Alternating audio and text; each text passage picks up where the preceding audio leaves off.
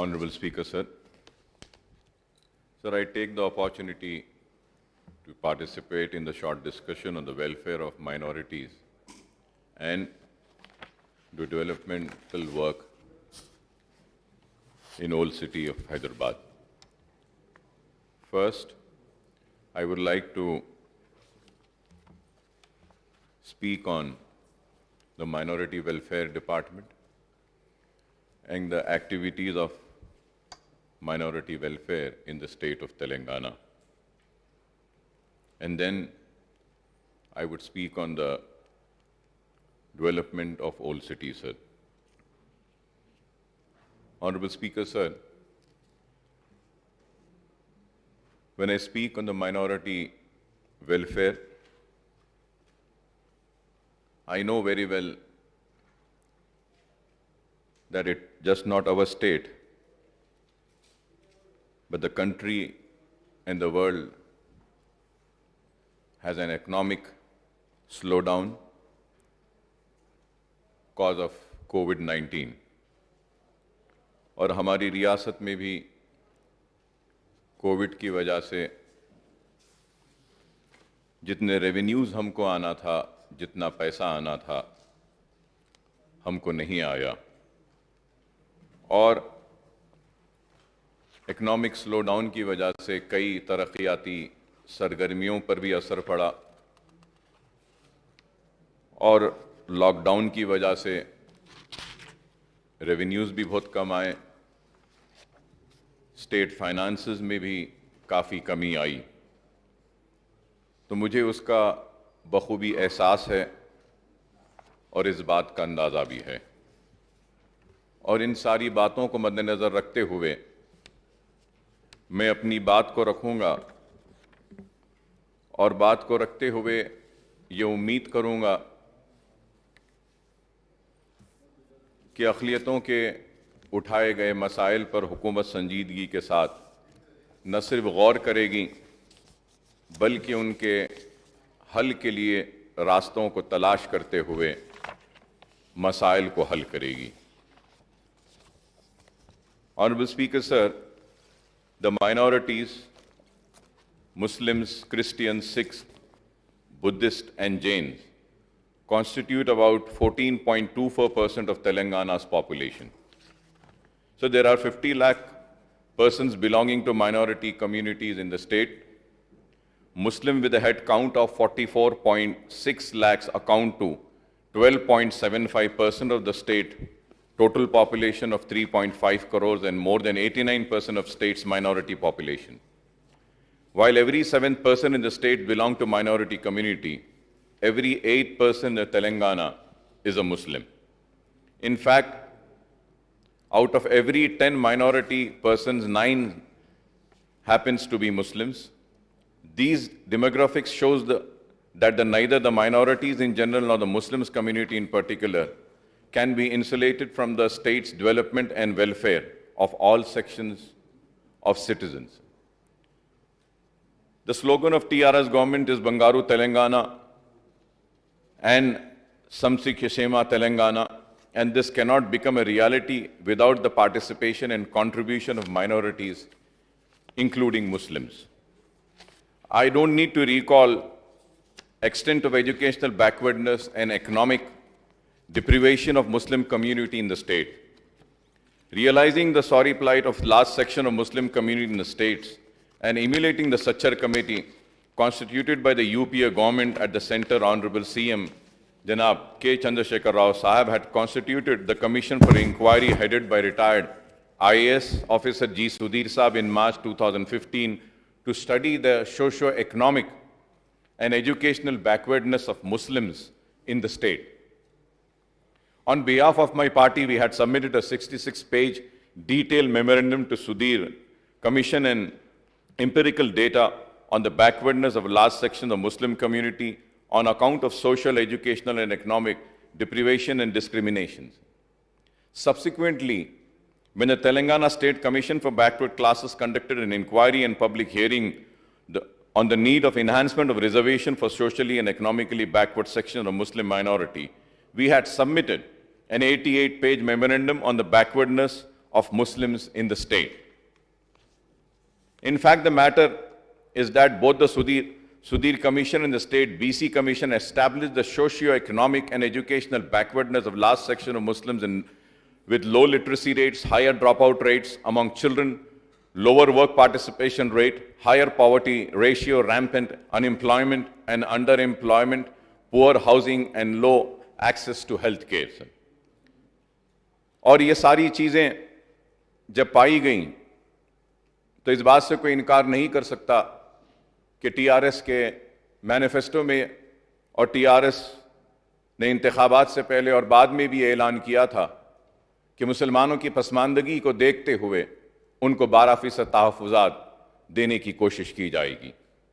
और हम जानते हैं कि हुकूमत ने एक रेजोल्यूशन भी इस हाउस में पास किया 12% तहफ़्फ़ुज़ात के लिए, और आज भी मुसलमान उस 12% तहफ़्फ़ुज़ात के इंतज़ार में खड़े हैं, उम्मीद लगाए, आस लगाए, देख रहे हैं हुकूमत की जानिब कि ये 12% तहफ़्फ़ुज़ात कब मुसलमानों को दस्तयाब होंगे, कब मिलेंगे। Sir, it is also a fact that after the formation of Telangana state, CM KCR Saab has introduced a new scheme or modified some existing schemes. Minority residential schools and junior colleges, CM's overseas scholarship scheme for minorities, full fees reimbursement, Telangana State Minority Study Circle, Own Your Own Auto Scheme, Driver Empowerment Program, Shadi Mubarak, honorarium for Masjid Imams and Mosum, gift package for Muslims and Christians on the occasion of the festivals are some of the initiatives of the TRS government in the state. Honorable Speaker, sir, I must point out here that not everything is hanky or dory about the minorities, and there are many shortcomings, deficiencies, problems and delays in the implementation of many of the schemes aimed at benefiting the minorities, sir. To cap it all, different situations and organization functioning under the minority welfare department suffer from acute shortage of adequate funds, I would say, staff, and also funds, infrastructural facilities, and timely release of budgetary grants, sir. So the TS Minority Commission, TS Minority Finance Corporation, Christian Minority Finance Corporation, Telangana State Urdu Academy, Telangana State Hajj Committee do not have chairman or non-official members, and there is a need to fill up these posts at the earliest, sir. Sir, at the same time, sir, official language commission, sir, there is no representation of an Urdu-speaking man in the official language commission, sir. And very sadly, I am also coming on record, new vice chancellors have been appointed. Not a single minority was selected as a vice chancellor. And also, sir, Telangana Public Service Commission has been constituted.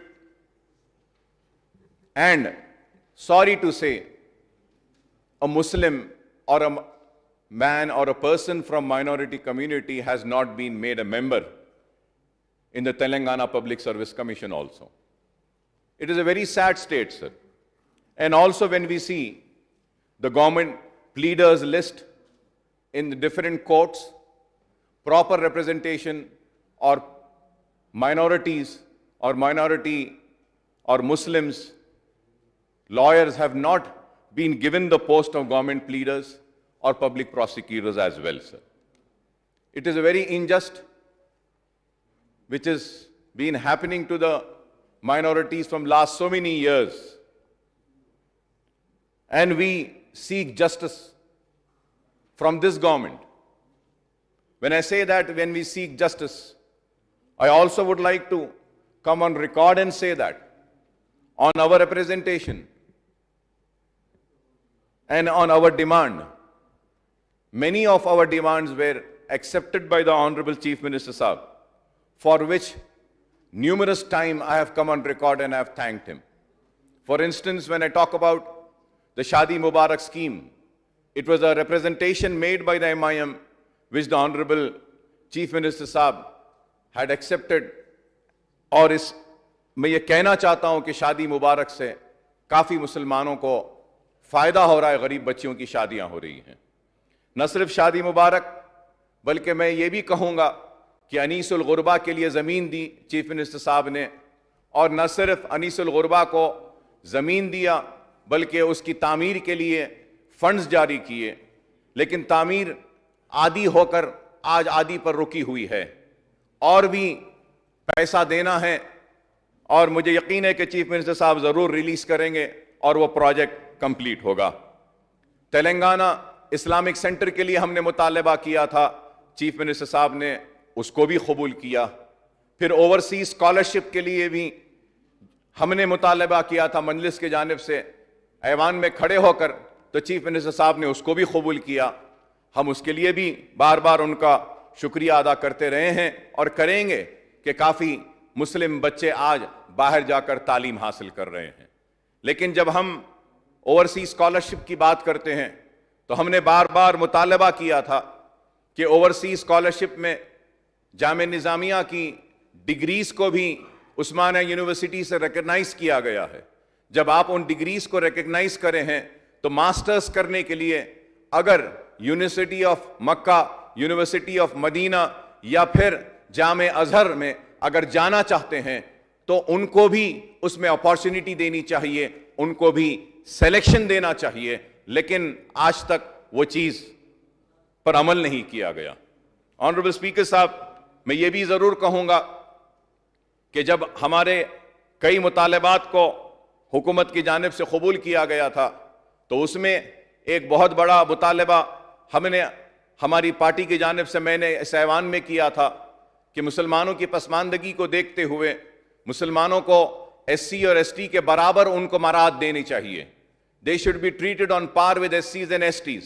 जब सारे आदाद व शुमार पेश करने के बाद chief minister साहब ने ऐवान में खड़े होकर कहा, ऐलान किया कि हाँ, मुसलमानों को भी एससी एसटीज के बराबर जितने भी मराद हैं वो दिए जाएंगे। नॉन स्टैट्यूटरी जो बेनिफिट्स हैं वो सारे बेनिफिट्स दिए जाएंगे। लेकिन आज भी वो मराद, वो बेनिफिट्स पूरे नहीं दिए जा रहे हैं, बिल्कुल ही कम दिए जा रहे हैं। और फिर मैं ये भी जरूर कहूंगा कि हमारे मुतालबे पर चीफ मिनिस्टर साहब ने स्कॉलरशिप को सैचुरेशन तक लाया और जारी किया, लेकिन उसके बाद भी कई मसाइल आज जूं के तू पड़े हैं। मैं ये भी कहूंगा कि वक्फ बोर्ड की तश्कील देनी जरूरी है, क्योंकि उसकी मियाद खत्म हो रही है। उसका एक बहुत बड़ा प्रोसेस होता है, 3 से 4 महीने वक्फ बोर्ड की तश्कील के लिए होते हैं। 2018 के इंतखाबात के बाद एमएलएस की भी और एमएलएज और एमएलसीज का भी एक नुमाइंदा वक्फ बोर्ड में होना चाहिए, लेकिन आज तक भी वो नुमाइंदा वक्फ बोर्ड में नहीं है। एमपीज की जानिब से भी एक नुमाइंदा होना है वक्फ बोर्ड में, लेकिन आज भी वक्फ बोर्ड में वो नुमाइंदा नहीं है। तो मैं आपके जरिए हुकूमत से ये मुतालबा करता हूं कि Waqf board is coming to an end in February 2022। तो मैं ये चाहता हूं कि आप वक्फ बोर्ड की तश्कील के लिए जो भी ड्यू प्रोसेस है उसका आगाज करें और वक्फ बोर्ड की तश्कील का काम को आगे बढ़ाएं। Sir, before I speak about the specific institutions functioning under the Minorities Welfare Department and schemes being implemented by them, I would like to discuss about the budgetary allocation, releases and actual income incurred by Minority Welfare Department in last 7 financial years, sir. Sir, before going into that, sir, Honorable Speaker, sir, I would like to bring to your kind notice what is the state of real minorities, sir. When I say the state of minorities, sir, earlier also in the year 2017, 8/11/2017, a short discussion on minority welfare programs had happened, and then, sir, in that discussion, a note was given on minority welfare department, sir. ये 2017 में minority welfare पे discussion हुआ था, तो एक note दिया गया, और आज माइनॉरिटी वेलफेयर पर डिस्कशन हो रहा है तो भी एक बहुत बड़ा नोट दिया गया, जब एक 6, 8, 10 पेजेस का दिया गया था, अब करीब 14 पेजेस का पूरा डिटेल दिया गया। ऑनरेबल स्पीकर सर, मैं आपकी तवज्जो अहम पॉइंट पर लाना चाहता हूं सर। जब 2017 में डिस्कशन हुआ और इस ऐवान में जो पेपर ले किए गए और जिसकी बुनियाद पर मुबाहस हुआ, डिस्कशन हुआ, उसमें तफसीलात दी गई और तफसीलात में काफी स्कीम्स के बारे में दिया गया। For an example, post matric में for the year 2014 and 15 release is 40.68 crores, expenditure is 40.68 crores, number of beneficiaries 1,13,200, 1,13,200, and the note tabled today says for the same year 2014 and 15 number of applications यहां पे बोलते हैं 1,02,873। तो सवाल यह है sir कि ये नोट में एक फिगर्स देते हैं और ये नोट में अलग फिगर आता है। अब हम आते हैं 2015 और 16 में, आज की नोट में कहा गया है कि 96,138 टोटल एक्सपेंडिचर पूरा, फिर दे रहे हैं एक फिगर, और जब हम ये यहां देखते हैं तो इधर एक फिगर है, अमाउंट देखते हैं तो अलग है। शादी मुबारक के बारे में 2017 में जो तफसीलात दिए गए हैं, एक्सपेंडिचर कहते हैं कि 29,27 लाख का हुआ, और जब हम आकर यहां पर देखते हैं शादी मुबारक के ताल्लुक से, तो यहां पे एक्सपेंडिचर देते हैं 27,75 लाख 2014 और 15 में। 15 और 16 में भी हम देखते हैं तो वो भी फिगर गलत। Sir, the reason for me to point out this is that कि ये हाल है माइनॉरिटी वेलफेयर डिपार्टमेंट का कि एक वक्त एक फिगर देते हैं और एक वक्त एक फिगर देते हैं। कौन सा फिगर हम माने? Sir, I am also the chairman of public accounts committee. Details given in public account committee when a CAG is also there present is something different. And under RTI I have seeked information that is again something different. So now, sir, Honorable Speaker, sir, my only question to you, Honorable Speaker, sir, I'm not questioning you, sir. Only I have no right to question the chair. I will never question the chair, sir. But the only thing which I want to know, which are the figures which I should believe and which are the figures that I should debate on. Shall I go on the old figures given, or shall I discuss on the new figures given? Shall I discuss on the figures and amount mentioned in the Public Accounts Committee, or shall I discuss on the figures given in RTI? This is a very sad state, sir. बड़ा अफसोस होता है मुझे कि हम इतनी मेहनत करके तैयारी करके आते हैं। क्या ओहदेदारों को इस बात का एहसास नहीं कि यह ऐवान असेंबली है, कानून बनाने का इरादा है, यहां पे इदारा है ये जहां पे कानून बनता है। जिम्मेदारी के साथ सही फिगर्स को दें। आप फिगर्स तक सही नहीं दे सकते हैं तो काम क्या अच्छा करेंगे आप बताइए। अगर आज मैं चीखता हूं, चिल्लाता हूं, तो मेरे चीखना दिखता है, मेरा चिल्लाना दिखता है, मेरा गुस्सा दिख कर आता है, लेकिन इन लोगों की गलतियां नहीं दिखती। बड़ा अफसोस होता है सर। यह हाल है माइनॉरिटी वेलफेयर का, यह हाल है डिपार्टमेंट का, और इससे बुरा हाल तो मुसलमानों का है। Sir, however, sir, I may point out the budgetary allocation for this departments have reduced substantially from the financial year 2019 and 20. 21 and 22, the year 2018 and 19, rupees 1,973.42 crores were allocated under scheme expenditure, but from 2019 and 20 onwards, the budgetary allocations were reduced. However, in the last 7 years, there have been a substantial shortfall in budgetary releases and actual expenditure incurred as against the budgetary allocation. The official data furnished by the Finance Department and the Minority Welfare Department, this shows that from financial year 2014 to 15 to 20 to 21, the budget estimates total rupees 9,448 crores. The budget release order, BRO, aggregated to rupees 7,773 crores, and the actual expenditure amounted to rupees 6,199 crores. अब यहां पे minister साहब एक figure देते हैं, मगर मेरा यह फिगर है कि अब तक 2014 से लेकर 2021 तक 6,199 करोड़ ही आए हैं. Honorable Speaker, sir, one question I have, and I want the government to give me a reply to that. What is the definition of BRO? When they say that के BRO has been released, BRO का एक amount होता है, expenditure का एक होता है. BROs release हो जाते हैं लेकिन स्पेंड नहीं होता है पैसा.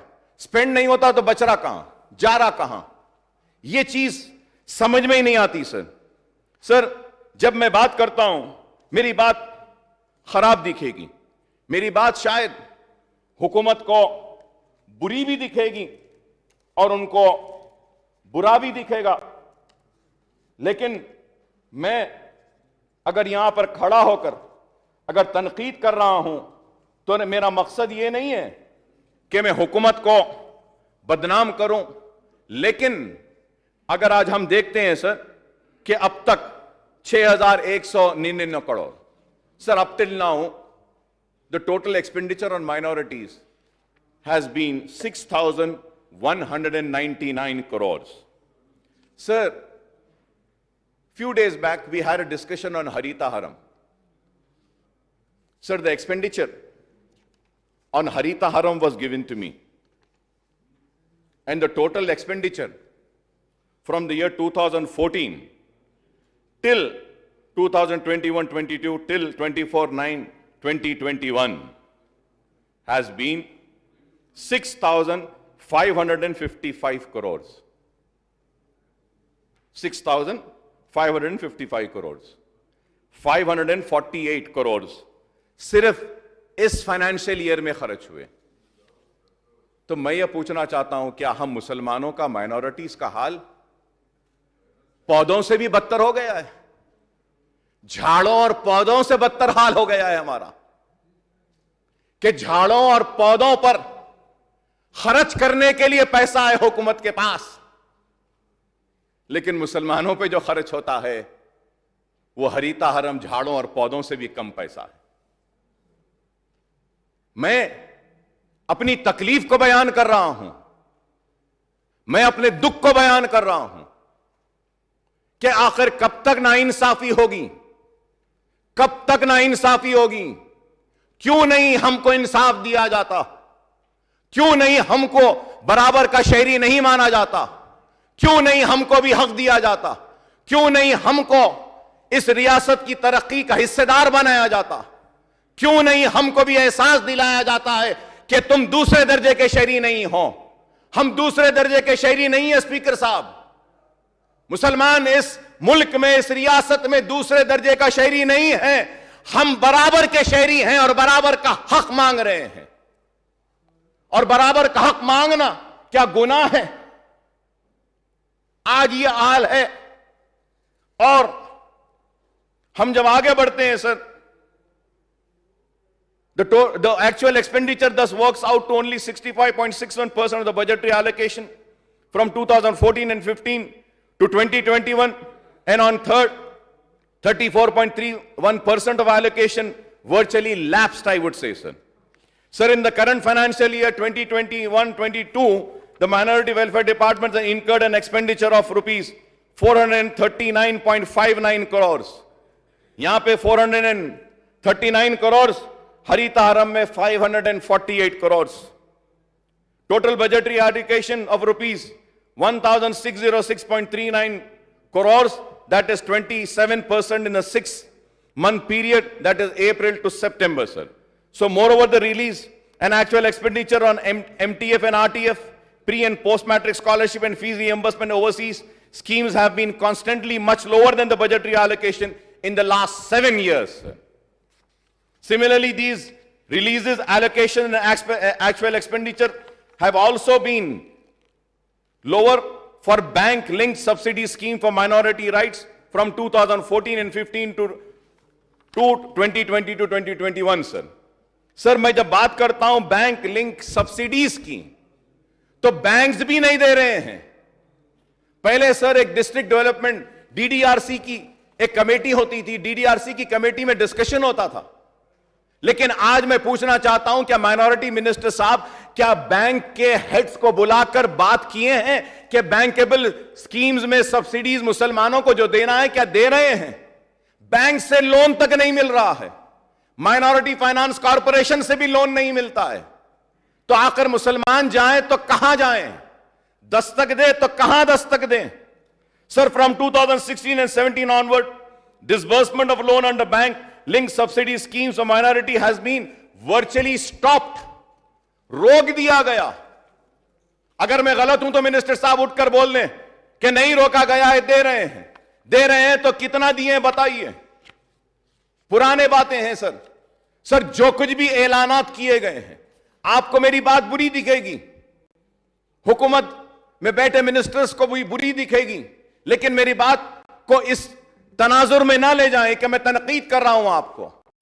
एक कंस्ट्रक्टिव क्रिटिसिज्म के हिसाब में लीजिए कि 2014 के इंतखाबात के बाद आपने ऐलानात किए, बहुत सारे ऐलानात किए, लेकिन 2018 के इलेक्शन के बाद क्या एक भी ऐलान हुआ माइनॉरिटीज के लिए? क्या एक भी कोई नई स्कीम आई? क्या एक भी नया ऐलान हुआ? Honourable speaker sir, you would be surprised, sir. I am carrying the list. I would give it to the honorable minister, sir. Sir, in the year 2015 से लेकर 19 तक 804 GOs were issued, sir. How many, sir? 804 GOs were issued. For what? For masjid compound wall, masjid construction, graveyard construction. 800 GOs, sir. और उस वक्त the amount was 210 crore or something, sir.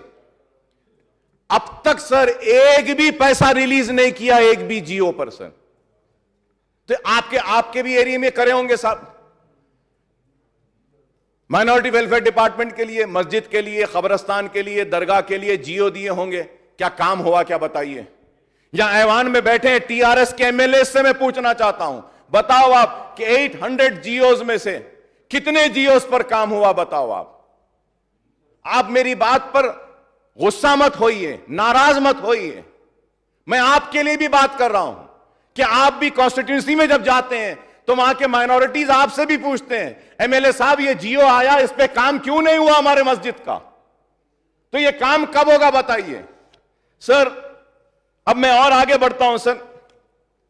Sir, one of the main reasons was that in 2015 and 16 more than 1.5 lakh applications were received.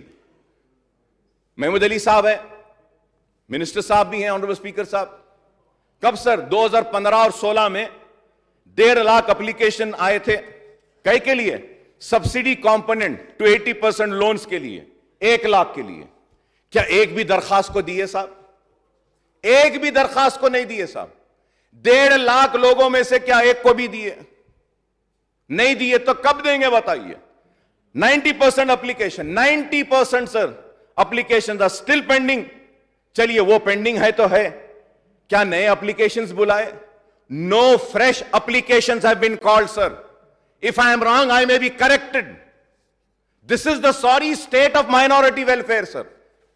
1.5 lakh application में से 90% नहीं दिए।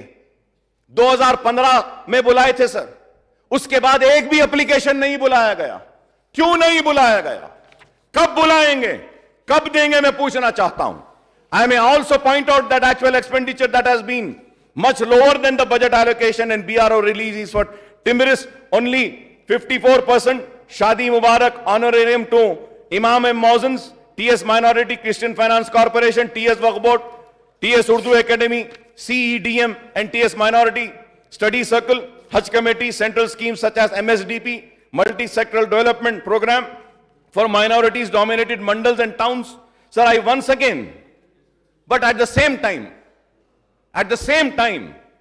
I want to congratulate and compliment our Honorable Chief Minister Janab K. Chandrasekhar Rao Sahab for his initiative of establishing Telangana minority residential schools all across the state, and currently the number of residential schools under Timris is 204, and most of these schools have junior college sections also. ठीक है, जो नहीं हुआ मैं उस पे बोल रहा हूं, लेकिन जो हुआ है उस पर भी मैं तारीफ करता हूं कि ये टिमरीज का ये जो स्कूल्स का ये जो काम है, ये बहुत अच्छा काम हो रहा है. यहां पे बहुत अच्छे तरीके से काम हो रहा है. Though the residential school for SC/STs have been functioning in Telangana for many years, लेकिन केसीआर साहब आने के बाद में 5 साल से ये हमारे स्कूल्स भी आगे बढ़कर आए हैं. तो at present sir, the residential school for SC/ST have been, sir, at present 1.4 lakh students are enrolled in residential schools and junior colleges under Timris, as against the full strength of 1,33,000, sir. So the state government has earmarked a massive outlay of rupees 650 crores for the residential schools in current financial year 2021 and 22, but the actual expenditure in the first half of the year is rupees 183.64 crore, that is 28% of total outlay, sir. Most of the residential schools for SC/STs are functioning in their own buildings. As many as 182 minority residential schools are functioning in rental premises, and 22 residential schools have their own premises, and the annual outlay of rent is around 60 crores, sir. Sir, during the discussion on demands in the budget session, I have been demanding the buildings for minority residential schools to be constructed in government or Waqf lands. I want to know, क्या हुआ है? Waqf lands लीजिए, schools को बनाइए, buildings को बनाइए. I had also suggested that the central finance assistance can be secured from the Ministry of Minority Affairs for construction of buildings as minority residential schools in the state. I am told that the works are in progress for construction of buildings of 13 minority residential schools with assistance of 140 crores under Multi-Sectoral Development Program, MSDP, and 10 school buildings have been sanctioned under Pradhan Mantri Jan Vikas Karyakram of the Union Ministry of Minority Affairs. So the government is yet to start the work on construction of buildings for the remaining minority residential schools. Sir, at the same time, जब मैं कह रहा हूं कि किराए के बिल्डिंगों में है, साहब कितनों को किराया दिए, कितनों का बाकी है, जरा वो भी दीजिए. सर 80% बिल्डिंग वालों को किराया नहीं दिए. वो लोग के पास पैसा नहीं है सर. वो बिल्डिंग आपके स्कूल के लिए दिए, उनको महीनों से किराया नहीं दिया गया. कब देंगे किराया? वो लोग परेशान हैं कि किराया नहीं मिला. क्या मैं गलत कह रहा हूं? अगर मैं गलत कह रहा हूं तो बोल दीजिए, नहीं अकबर साहब आप गलत बोल रहे हैं, हमने किराया दे दिया है. किराया भी नहीं मिला महीनों से, तो आप वो किराया कब देंगे sir? Sir, in the last 2 years, Timris has upgraded the residential schools to junior colleges, and plans are there to upgrade some junior colleges into degree colleges, sir. Sir, मैं आपके जरिए मुतालिबा करता हूं, ये अहम मसला है सर, कि जूनियर कॉलेजेस आ गए हैं. अब आप ये टिमरीज को ग्रेजुएशन के कोर्सेज के लिए भी आप डिग्री कॉलेज भी कायम करिए, मेरा मुतालिबा है. पूरे नहीं तो नहीं, कम से कम एक 5 या 8 तो भी डिग्री कॉलेजेस का आगाज करें. ये जरूरी है, और मैं समझता हूं कि अगर ये होगा तो बहुत फायदा होगा. And also an important issue concerning to minority residential school and junior colleges is the recruitment of teaching and non-teaching staff, as the new residential schools and colleges are started with temporary teaching and non-teaching staff hired on contract and outsource basis. Out of 7,570 sanctioned posts, 2,895 are regular staff, 4,782 are outsourcing, and 31 are casual relief teaching staff, part-time. So recently, the government has constituted Telangana Residential Educational Recruitment Board to recruit the teaching and non-teaching staff for the school, junior and degree colleges. Sir, I request that कि इसमें तेजी पैदा करिए और इस काम को मुकम्मल कीजिए. और मैं I also understand that out of 6,185 teachers post sanction for minority residential institution. About 3,389 regular teachers have been recruited so far. As I pointed out, when the new minority residential school was started, temporary teachers and non-teaching staff were appointed on a contract on an outsourcing basis in the school, sir. Sir, I request that in-service contract outsourced teachers working in these residential schools and applying for notified posts should be given some weightage. They should be given some weightage in the recruitment to be done by the recruitment board, sir. The government is providing pre-matric and post-matric scholarship to the students. And also, sir, beneficiary including staying in the government-run hostel under the aegis of the welfare department. The government has raised the rates of pre- and post-matric scholarship in view of the increase in mess charges, also sanctioned fund for providing additional amenities in these hostels, sir.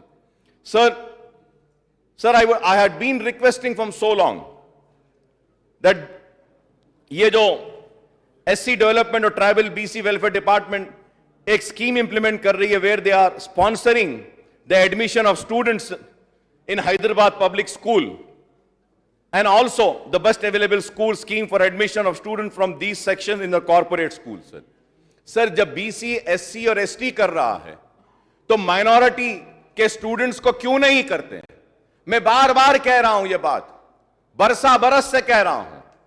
आपने कहा कि on par with SC ST, तो SC ST जो कर रहे हैं वो करिए. हैदराबाद पब्लिक स्कूल में आप एक कोटा बनाकर मुस्लिम बच्चों को दीजिए, दूसरे बड़े स्कूल में भेजिए, लेकिन वैसे नहीं हो रहा है. ये दो स्कीम्स को लीजिए सर.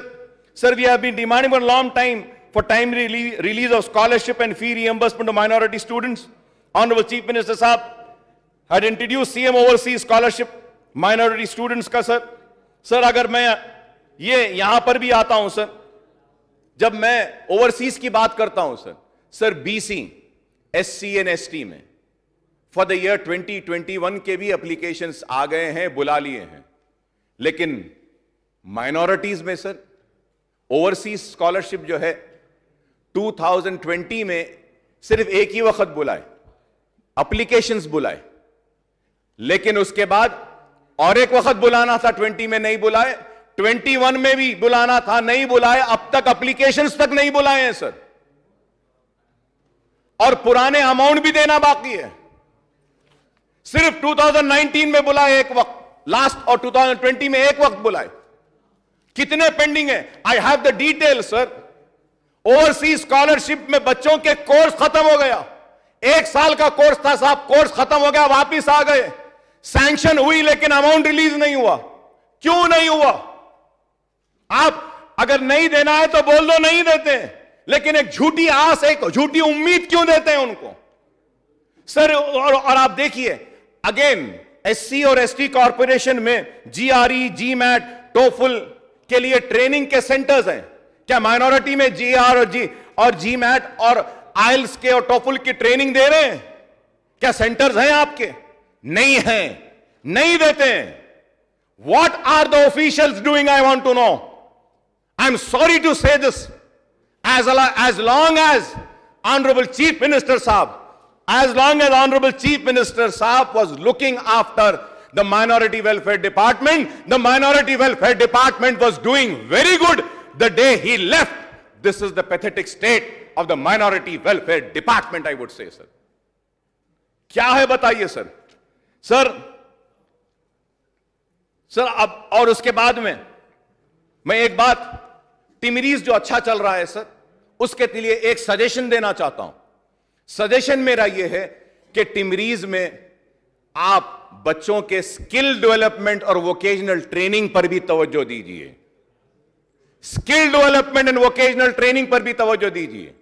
आप तालीम तो दे रहे हैं, एक स्किल भी दीजिए उनको. उनके शौक का जो भी फील्ड है उसमें स्किल डेवलप करिए और उनको ट्रेनिंग दीजिए. Sir, skill upgradation scheme for professional graduate should also be extended to minority students seeking admission in foreign universities, sir.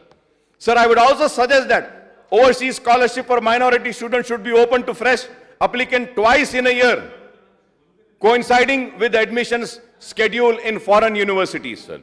Sir, मैं आपके जरिए पूरी तफसीलात है सर मेरे पास. According to the data from the department, air fare reimbursement was made to 1,908 minority students. First installment was disbursed to 1,752. अब आप देखिए सर, 1,908 स्टूडेंट्स को फर्स्ट इंस्टॉलमेंट दिए, आप उनको रियम्बर्स करे हैं. फर्स्ट इंस्टॉलमेंट आप 1,752 को दिए, सेकेंड इंस्टॉलमेंट 1,673. रिमेनिंग एप्लीकेंट्स का एयर फेयर पेंडिंग है. 327 एप्लीकेंट्स का पेंडिंग है. कब देंगे आप? At the rate of 50,000, 1.64 crore.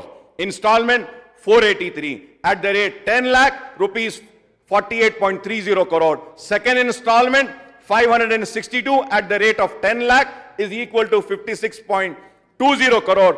Total amount of rupees 106.14 crore are awaiting for disbursement. अगर मैं गलत हूं तो बोल दीजिए गलत है. अगर 106 करोड़ रुपया अगर मिल जाता है सर, तो ओवरसीज स्कॉलरशिप के नए एप्लीकेंट नहीं बोल रहा हूं सर, पुराने एप्लीकेशंस के जो पैसे बाकी है वो चले जाएंगे और नए एप्लीकेशंस को भी दे देंगे. Sir, I am told the minority welfare department initiated application only once in 2020 और उसके बाद में स्प्रिंग के सीजन में नहीं लाए. तो मैं मुतालबा करूंगा कि आप ये पूरे एरियर्स जो बेनिफिशियरीज के हैं ओवरसीज स्कॉलरशिप के, काइंडली उसको क्लियर करिए, रिलीज करिए. Sir, minority department should direct to all call for a fresh applications also. नए applications को बुलाइए, मंगवाइए सर. सर, उसके बाद में सर अब मैं आता हूं आरटीएफ पे sir. Sir, one major issue persisting for the last 5 years is the time lag between the sanction of scholarship and the RTF reimbursement of tuition fees and release of amount to the beneficiaries. Those who apply in particular academic year get the scholarship and the RTF amount only in next academic year. Sir, this poses problem to the final year students in degree, postgraduates and professional courses as the degree and original certificates are not handed to them by the college management unless they get the fees reimbursement amount. It is a very important issue कि आप उनकी fees नहीं देते हैं. Course completion के बावजूद भी colleges उनके सर्टिफिकेट्स को नहीं दे रहे हैं. बगैर सर्टिफिकेट के वो नौकरी कैसे करेंगे? आप according to information furnished to me under RTI, honourable speaker sir, RTI act 56,653 applications are awaiting for disbursal of RTF and MTF amount to rupees 214.40 crore, including rupees 189.80 crore under RTF and rupees 24.58 under MTF. आप बताइए sir, कोई मामूली number नहीं है. हुकूमत को संजीदगी के साथ गौर करना चाहिए. 56,653 applicants are awaiting. They are awaiting. I don't know whether the honorable members know about this. These are not the fresh applications. These are the old applications. RTF and MTF. 56,653 applicants are awaiting. Some of these applications are pending. Sir, the surprise, very surprising in that, that some of the applicants are pending from the academic year 2014 and 15. 2019 and 20 and remaining applicants are from the academic year 2021. At least 2014 और 15, 2019 और 20 के जो pending है वो तो clear कर दीजिए. वो तो क्लियर कर दीजिए कम से कम. 2014 सर, 2014 से पेंडिंग है. एटलीस्ट वो तो क्लियर कर दीजिए. Sir, I request and I suggest the scholarship of RTF for the final year students in the various courses should be sanctioned expeditiously and amount released to them before the closure of the academic year. So this is very important, sir, so that they don't face any hassle in getting back their original certificates or applying for overseas scholarship. Overseas scholarship को भी apply नहीं कर सक रहे बेचारे. Course complete हो गया, certificates नहीं है, कहां से करेंगे? यह हाल है सर माइनॉरिटी वेलफेयर डिपार्टमेंट का. I may also point out an important issue sir. This is not just concerning to minorities. It is an important issue concerning to BCs, SCs and STs, sir. Sir, the previous Congress government in erstwhile United Andhra Pradesh had issued a memo number 10537 dated 10/12/2012 prescribing lower age limit for minority, disabled and EBC student in one group and higher age limit for SC, ST, BC students in another group for pursuing intermediate degree, postgraduate and professional courses, sir. Course of study intermediate, minority, EBC and disabled 20 years. The age is 20 years, sir. SC, ST and BCs, it is 24 years. Graduates, for minorities, it is 25 years. For SC and ST, it is 29 years. For postgraduate and above, for minority, the age is 30 years. And for SC, ST and BC, it is 34 years. बराबर कहां रहा? Minister साहब बताइए, क्या मेरी बात गलत है? SC, ST को 24, 29 और फिर 34 और BCs को भी, और मुसलमान को 20 साल, 25 साल, 30 साल, मुस्लिम्स को, क्रिश्चियंस को, सिख्स को और जैन्स को उम्र कम है. So similarly, the Telangana government has also fixed a lower age of 30 years for minority and EBC student and 35 years for SC, ST and BC students for availing overseas scholarship. यहां पर भी same है. आप बताइए sir, the different age are discriminatory since the minority, disabled and EBC students are equally disadvantaged as their SC, ST and BC counterparts, sir. Sir, going ahead, sir. So the logic for fixing of lower maximum age limit for minority, disabled and EBC is not all understandable, since these sections are also educationally and economically backward. Sir, as a result, the discriminatory age limit of thousands of students from minority families are denied the opportunity to pursue higher education, since their online applications are not accepted if they are not within prescribed. And I hope a fresh GO would be issued और सबके लिए as बराबर करिए, सबके लिए करिए बराबर. मैं ये नहीं कह रहा हूं कि माइनॉरिटीज को अलग करिए, उनको अलग करिए. क्या ये डिपार्टमेंट के लोगों का काम नहीं है देखना? नहीं देखते हैं. Sir, another option would be for the government to scrap the maximum age limit for MTF and RTF scholarship for all communities, I would say. And I hope that my friends will support. For all communities, sir. EBC, disabled, SC, ST, BC, adopt an alternative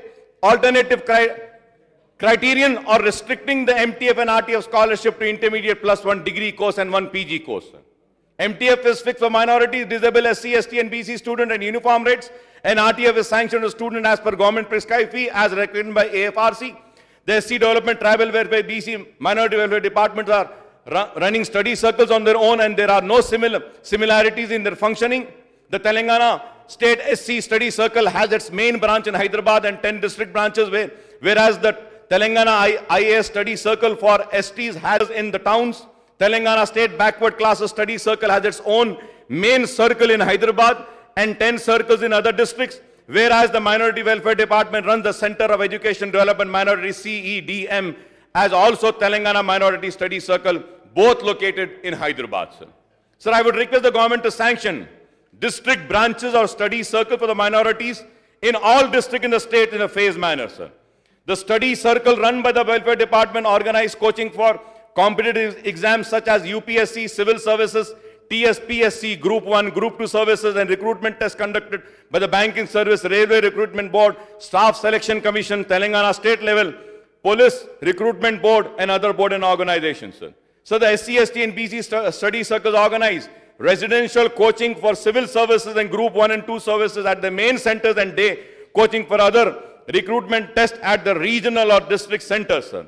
However, both the CEDM and Telangana State Minority Study Circle do not have a residential coaching facility as in the case with the SC, ST and BC. जब SC, ST और BCs के पास residential coaching के study circles है, तो minorities के पास क्यों नहीं है? क्यों नहीं करते ये काम? चीफ मिनिस्टर साहब से कोई शिकायत नहीं है. जब भी हम कोई भी बात उन तक पहुंचाते हैं, वो बराबर उसको करते हैं. लेकिन आज ओहदेदार नहीं कर रहे हैं. ये शिकायत लेकर मैं आज यहां खड़ा हूं. क्यों नहीं कर रहे हैं sir? Sir, SC and Tribal and BC Welfare Department are implementing schemes for providing financial assistance to law graduates, belonging to these communities by the way of reimbursement and enrollment fees, purchase of law books and furniture and stipend for 3 years. क्या minorities को दे रहे हैं आप? नहीं दे रहे हैं sir. किताब खरीदने को पैसे दे रहे हैं? क्या स्टाइपेंड दे रहे हैं? नहीं दे रहे हैं। क्यों नहीं दे रहे हैं मैं पूछना चाहता हूं। कब देंगे? कब तक चीखते रहेंगे, चिल्लाते रहेंगे, लेकिन हमारी बात को कोई सुनने को तैयार नहीं। बड़ा अफसोस होता है सर, लोगों को दिखता है कि अकबर साहब गुस्से में आ रहे हैं, अकबर साहब लड़ते हैं। अरे मैं अपने लिए नहीं लड़ रहा हूं, मैं अपने लिए नहीं चीख रहा हूं, मैं चीख रहा हूं तो मेरे बच्चों के हक के लिए। वो जो 70 बरस से नजरअंदाज हुआ, 70 बरस से अपने हक से महरूम हुआ, उसके हक की लड़ाई लड़ने के लिए खड़ा हूं, अपनी जात के लिए नहीं। लेकिन कब मिलेगा हक, यह सवाल है। कौन देगा हक, यह भी सवाल है। Sir, however, each department is implementing the scheme by sponsoring candidates for skill training in various private organizations in their own discretion. लेकिन माइनॉरिटी में नहीं होता है। सर, मैंने सेटविन के ताल्लुक से भी कहा, स्किल डेवलपमेंट का जो काम कर रहे हैं सेटविन, आज सेटविन को कोई नहीं देख रहे हैं। क्यों नहीं सेटविन को स्ट्रेंथन करते हैं सर? सेटविन को स्ट्रेंथन करना है, उस ताल्लुक से भी मिनिस्टर साहब, स्पोर्ट्स मिनिस्टर साहब ने वादा किया कि वो मीटिंग बुलाएंगे। मैं आपके जरिए फिर से उनको याद दिलाऊंगा कि वो मीटिंग बुलाएं, और ताकि हम बैठकर उनके साथ सेटविन को किस तरीके से अच्छा कर सकते हैं करेंगे। बेरोजगारी है, नौकरियां नहीं हैं, गुर्बत का शिकार है, परेशान हाल है पुराने शहर में। आज बच्चे चाहते हैं कि कुछ नौकरी करें, बच्चियां चाहती हैं कि पढ़ें, लेकिन मौके उनको नहीं है। So the Minority Welfare, SC Development and Tribal BC Welfare Department are implementing a self-employment scheme through the string of Finance Corporation and Cooperative Finance Corporation and Federation. Massive allocations are earmarked for this welfare department for economic support program, and targets are fixed, providing assistance to thousands of beneficiaries. TS Minority Finance Corporation, TS Christian Finance Corporation, Telangana SC Corporation, Development Corporation, TS Backward Classes Cooperative Societies Federation for different backward communities, Tricolor and Girijan Cooperative Corporation are implementing this scheme, sir. So, large number of applicants are seeking assistance from these corporations, since the Telangana government has raised the subsidy component to 100% for scheme costing to rupees 50,000, 80% of scheme up to rupees 1 lakh, 70% for schemes up to 2 lakh, and 60% up to ceiling of rupees 5 lakh for schemes costing about 2 lakhs to 12 lakhs. The credit goes to TRS government for revising the income ceiling to 1.5 lakhs for families in rural areas and 2 lakh for families in urban areas for availing various schemes, including scholarship fees, reimbursement, skill training, self-employment schemes, etc. However, in the last 7 years, the formation of Telangana state, the per capita income in the state has gone up substantially. Government employees have been provided revised PRC scale twice, and the wages of workers in organized and unorganized sectors have been revised substantially. Sir, मैं आपकी तवज्जो चाहता हूं speaker साहब, minister साहब की भी तवज्जो चाहता हूं, मेरे कांग्रेस के लीडर्स की भी तवज्जो चाहता हूं, बीजेपी के लीडर्स की भी तवज्जो चाहूंगा इस पॉइंट पे sir. Sir, I may point out that here the Telangana government had issued a GO number 65 dated 19/3/2021 through General Administration Department, listing out the guidelines for implementation of reservation to economically weaker sections of open category in respect of initial appointment of to the post in service in the state. Annexure 1 of the GO sets out the guidelines, and para 4 states that persons who are not covered under the scheme of reservation for SC, ST and BCs whose family has gross annual income, suniega, gross annual income below 8 lakhs are to be identified as EWS, economically weaker sections, for the benefit of reservation. Income shall also include income from all sources, that is salary, agriculture, business, profession, etc. for the financial year prior to the year of application.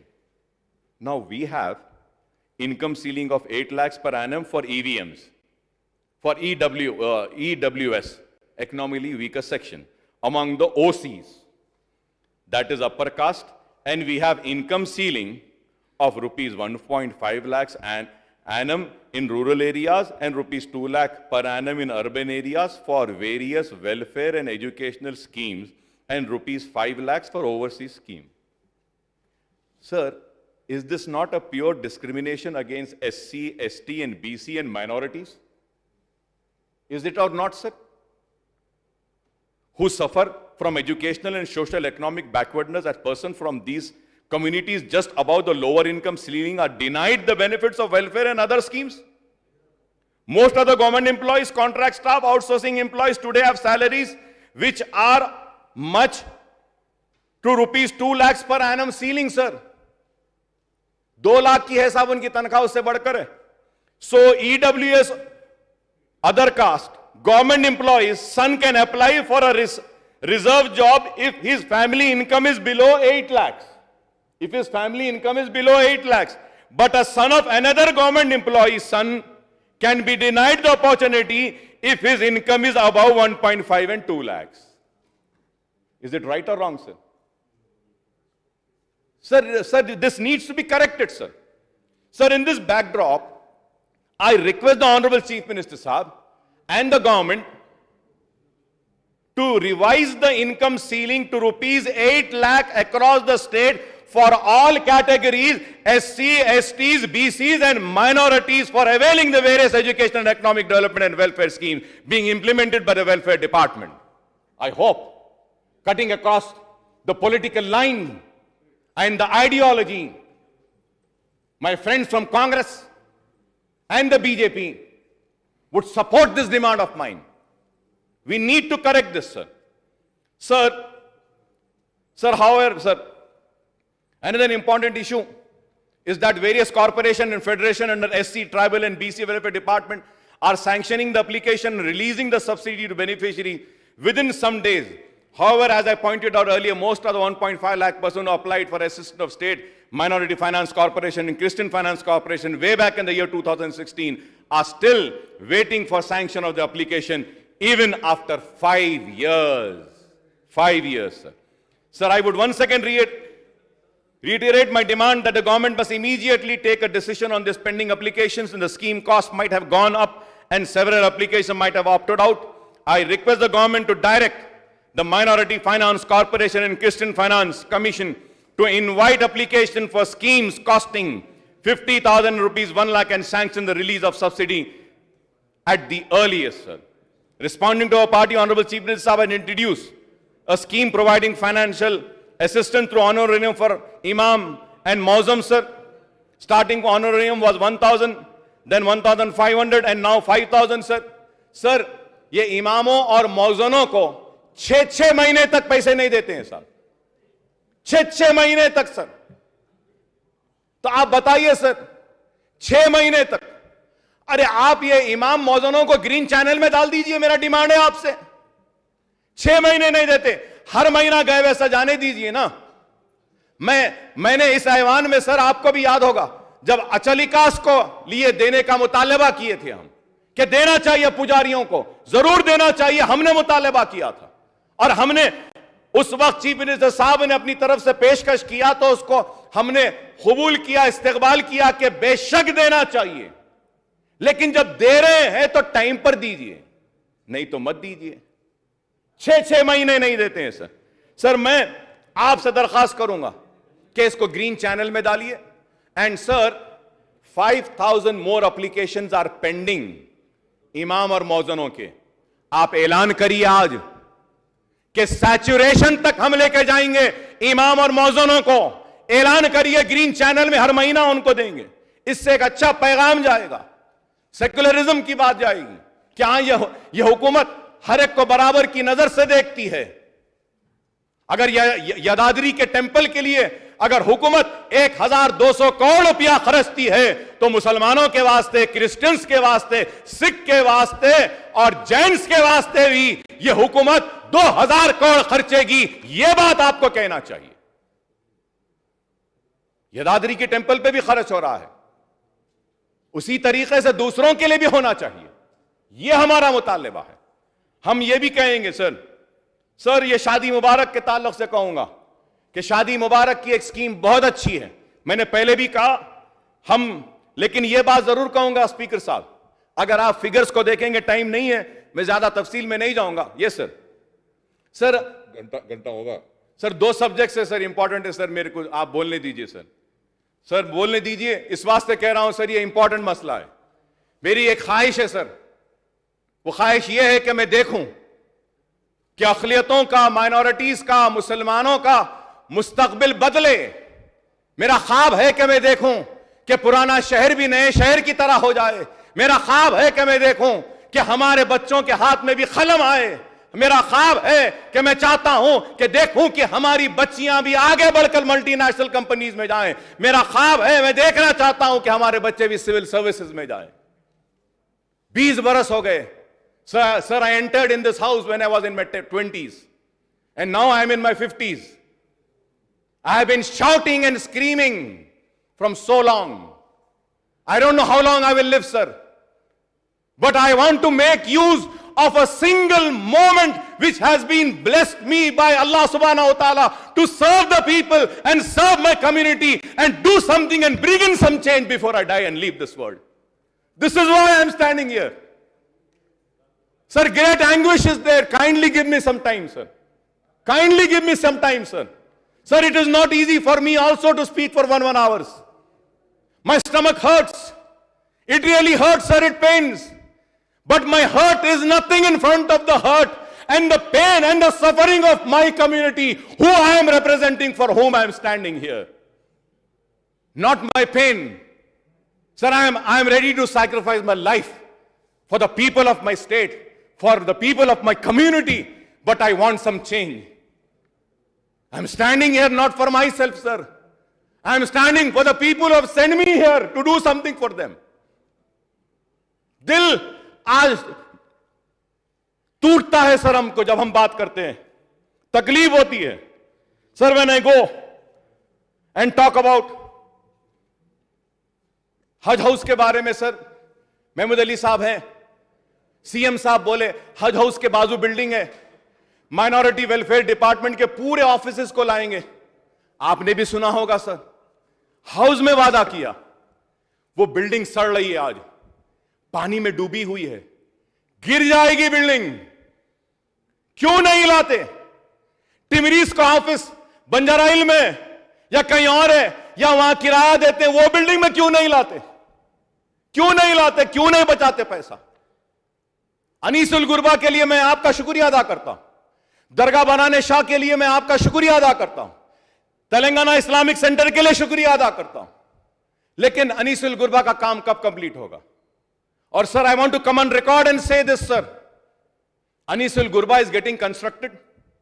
वहां पे छोटे से shops निकाले, ये सोचकर निकाले कि commercially हम अगर किराए पे देते हैं तो अनीसुल गुरबा खुद चल जाएगा sir. But the Waqf robbers, I would say sir, the Waqf robbers are trying to go use their political powers and their leaders and get those shops.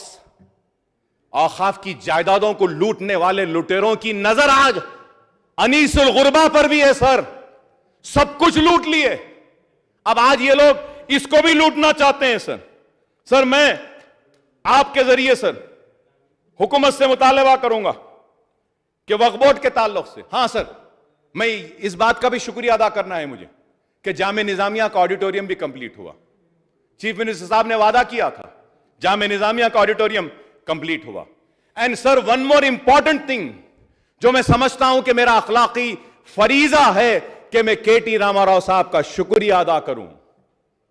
Sir, Covid first wave and second wave के बाद में Covid से मरने वालों को दफन होने के लिए खबरस्तानों में इजाजत नहीं दे रहे थे लोग कि नहीं, इसको कोविड है, यहां नहीं दफनाना, लेके जाओ। लेकिन I thank the young and the dynamic leader KT Rama Rao साहब। On my representation he said, Akbar भाई क्या है? मैंने कहा कि फकीर मुल्ला की दरगाह की ये वक्फ की जमीन है, वहां पे लैंड है, उसको दे दीजिए। Immediately he had called up the Rangareddy collector and a GO was issued and 50 acres of land was given for the burial of Muslims of old city. Thank you very much sir.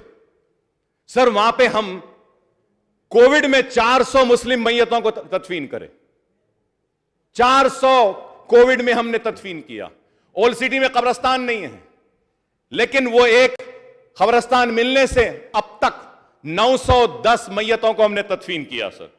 Sir मैं याद दिलाना चाहता हूं महमूद अली साहब को कि पहाड़ी शरीफ का रैंप कब से हो रहा है साहब, 10 बरस हो जाते हैं सर। पहाड़ी शरीफ सब अब तक कंप्लीट नहीं। अजमेर के रुबात बना दीजिए, कब बनाएंगे? जहांगीर पीरा की दरगाह का काम कब होगा वो भी बताइए। फिर मैं Telangana Islamic culture and convention centre की तामीर कब होगी वो भी बोलिए। सर तेलंगाना ये इस्लामिक सेंटर कन्वेंशन सेंटर के लिए मैं चीफ मिनिस्टर साहब का शुक्रिया अदा करूंगा इस वास्ते सर कि कोकापेट गंडीपेट के करीब में 10 एकड़ जमीन इस सेंटर के लिए दिए हैं। आप अंदाजा लगाइए उसकी कीमत क्या होगी। मैं चीफ मिनिस्टर साहब का शुक्रिया अदा करता हूं। Sir construction and repair renovation of 411 number of churches in the state का भी एक जियो आया था, वो भी नहीं हुआ। Construction and repairs renovation of Waqf institutes का उसका जियोज आए हैं 292.83 करोड़, कब कंप्लीट होगा? Construction of 117 numbers of Urdu Ghar cum Shaadi Khanas in the states. Am I right और रॉन्ग? कई हमारे मिलेस के शादी खानाज भी है कंस्ट्रक्शन। Amount is 41.49। सर उसको भी कंप्लीट करिए। And finally sir I come on the subject which I have been screaming and shouting about from years, sir. That is Waqf board, sir. Waqf board, Waqf board तबाह और बर्बाद हो रहा है sir. Sir वक्फ board कैसे चल रहा है मालूम सर आपको? ऑनरेबल स्पीकर साहब, ये बड़े पहाड़ की दरगाह, जहांगीर पीरा की दरगाह, दरगाह यूसुफ बाबा शरीफ बाबा की दरगाह, और फिर बाबा शरफुद्दीन साहब की पहाड़ी की दरगाह, यहां पे जो हुंडियां रहते हैं ना साहब, वो हुंडियों में जो पैसा आता है वो कितना है मालूम सर आपको?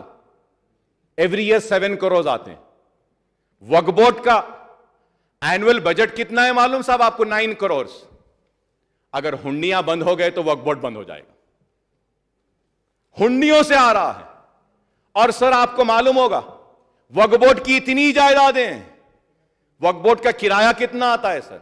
1 करोड़ या 1.5 करोड़। सर 25 बरस 50 बरस से किराया बढ़ा नहीं, किराया लाए नहीं, किराए के लिए कुछ नहीं करे। क्या कर रहा है बोर्ड?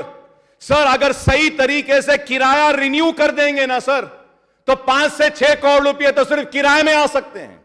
लैंड जो इनके हैं उसको अगर डेवलप करेंगे, तो 8-10 करोड़ रुपए किराया आ सकता है।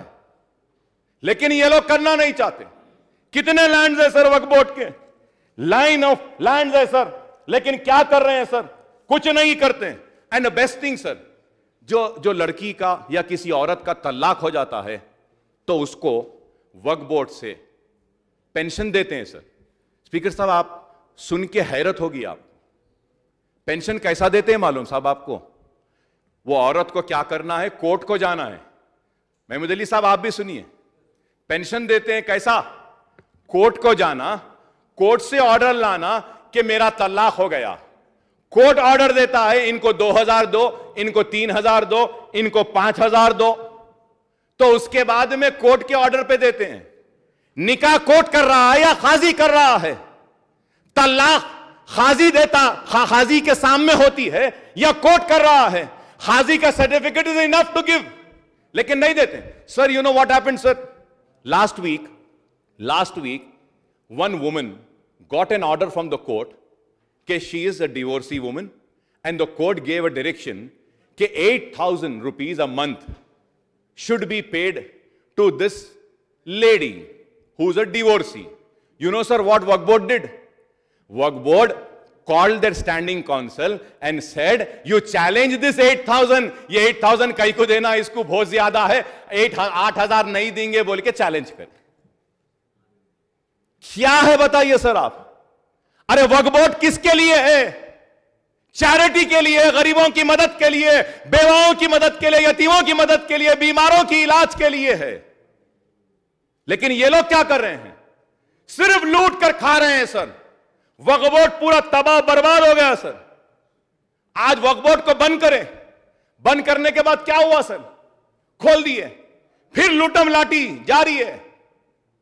गुट्टाला बेगम पेट की दरगाह की जमीन चले गई, चंगी चिल्ला के पास चले गई, चरलापल्ली में चले गई, मीर मोमिन चुक की दरगाह की जमीन उप्पल में चली गई, बड़े पहाड़ की दरगाह की जमीन चले गई, मेदक डिस्ट्रिक्ट में चला गया, निजामाबाद में चला गया, मुसराय मुसाफिरखाना चला गया, हुसैन शाह वली रहमतुल्लाह अलैह की दरगाह की जमीन चले गई, हजरत शाह राजू खत्ताल की रहमतुल्लाह अलैह की दरगाह की मिटपल्ली में चले गई, अली साद आशुर खाने की जमीन चली गई। सब चले जा रहे हैं सर। सर हमको कुछ नहीं चाहिए, वक्फ बोर्ड की जमीनें हमको दे दीजिए, हमको काफी है, हम अपनी जमीनों के जरिए कर सकते हैं। आप चोट उप्पल में सर मीर मोहम्मद साहब की पहाड़ी, नलगुंडा रोड, नानक रामगुड़ा के पास नलगुंडा रोड पे काजियों की जमीन चली गई।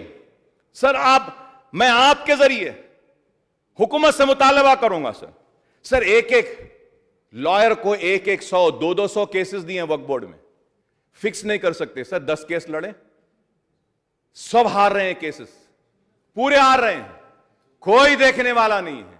सर मैं आपके जरिए हुकूमत से दरखास्त करूंगा कि आप औकाफी जायदादों का तहफ्फुज कीजिए। और अफसोस के साथ कहना पड़ता है 50% से ज्यादा जमीन पर अगर किसी का क्लेम है एनक्रोचर के कॉलम में तो वो गवर्नमेंट है। सर ये किसी की जागीर नहीं, ये मेरी जागीर नहीं, मेरे बाप की जागीर नहीं, किसी के बाप की जागीर नहीं, ये अल्लाह की अमानत है। मुसलमानों के लिए है, बेवाओं के लिए है, यतीमों के लिए है, गरीबों के लिए है, बीमारों के लिए है, तालीम के लिए है, खुशहाली के लिए है। लेकिन लोग लूट रहे हैं और खा रहे हैं जमीन को।